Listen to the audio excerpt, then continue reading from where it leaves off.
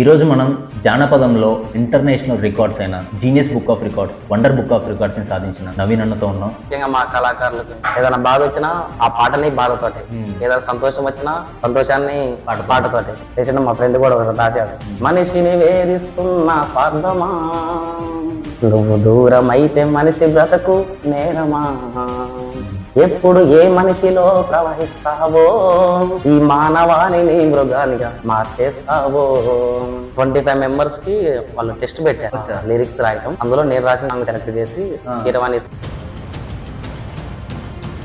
తెలంగాణ రాష్ట్రం రావడానికి యువకులు ముఖ్య పాత్ర పోషించారు. అసలు అట్లాంటి యువకుల రక్తం మరిగించింది గద్దరన్న. నిజానికి గద్దనల లాంటి మహనీయులు ఈ గడ్డ మీద లేకపోవడం,